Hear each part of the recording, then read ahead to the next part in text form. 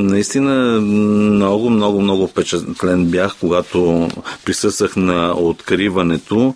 Това е ваша 14-та изложба.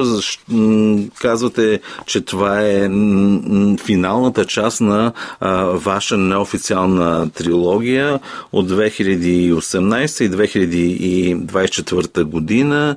Еонът на постартиста и плътта или абсурдното съществуване на неосъзнатите парчета месо. Така ли е? Така е. И защо решихте да завършите този цикъл? Аз не ги обмислям нещата предварително. Доверявам се изцяло на интуицията си. И едва към края на работата по тази изложба почувствах, че те може би образуват една цялостна структура, която представлява едно изследване на съществуването в три различни перспективи. Докато в Еонът на постартиста представям образа на свещеното дете, който е една метафора за артиста на новата епоха, който е способен да придвижи духовното усъвършенстване на човечеството посредством изкуството си. В миналогодишната си изложба изследвам противоположния полюс на това. Там представям един свят, населен от едни парчета месо, едни биомаси, които са се отдалечили от духовната си същност.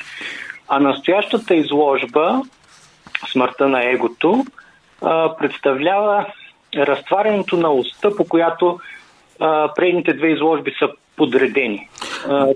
Тук отпада необходимостта от идентичност, конкретност и смисъл и остава само чистото съзнание. Добре, господин Боянов, но не мислите ли, че напротив, егото не умира? Напротив, развива се и още как?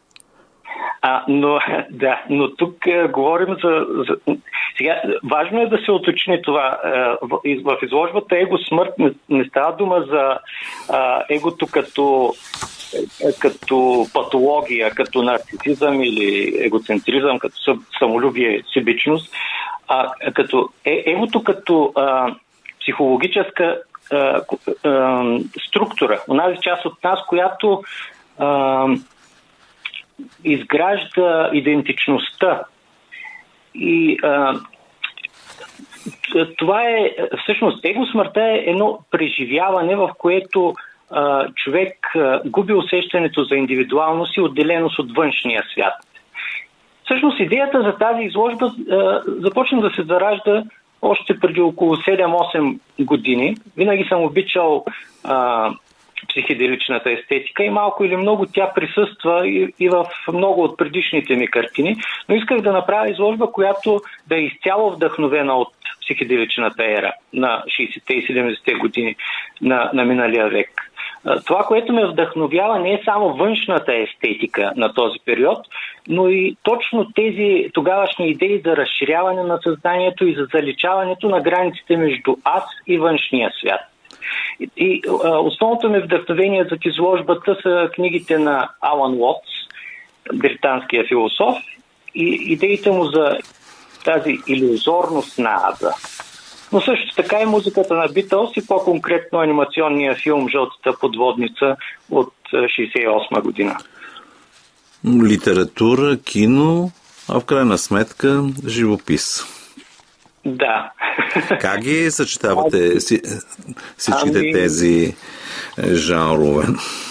Аз не деля изкуствата. При мен те винаги съм твърдял, че идеите сами избират медията, през която да бъдат представени. И в случая това стана изложба. Но всичкото е на ниво подсъзнание. Всичкото е на ниво подсъзнание и затова винаги ми е много, много трудно понеже си служа с интуицията, когато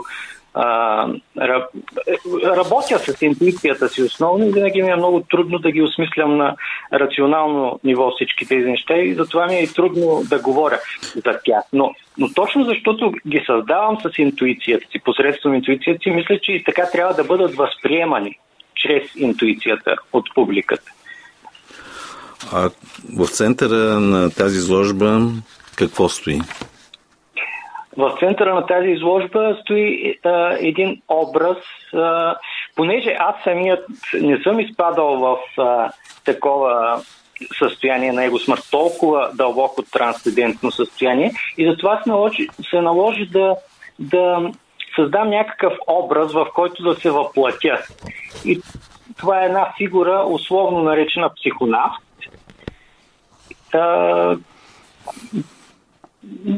Да. И изложбата е една артистична представа за преживяването, една артистична интерпретация на мене ми направи огромно впечатление заглавията на самите ваши произведения. Не само съществуващите неща имат сянка, така озаглавена една от картините ви. Или пък Цвете си прави селфи на ръба на предсънните недоразумения. Едни такива дълги заглавия, описателни. Точно така. Исках от една страна заглавията да има тези закъслики вид психеделичен заряд, подобно на жълтата подводница, но от друга страна да звучат като будистки колани. В будизма кланите са нещо като неразрешими на рационално ниво загадки. Въпроси или твърдения недостъпни за рационалното разбиране, но достъпни за интуицията. Къде отидохте от психеделиката към будизма? Будизма е свързан, т.е. психеделията е по някакъв начин свързана с будизма. Много от хипитата през 60-те са били будисти. Будизма, хиндуизма, всички тези течения религиозни, духовни са свързани с психеделичната култура.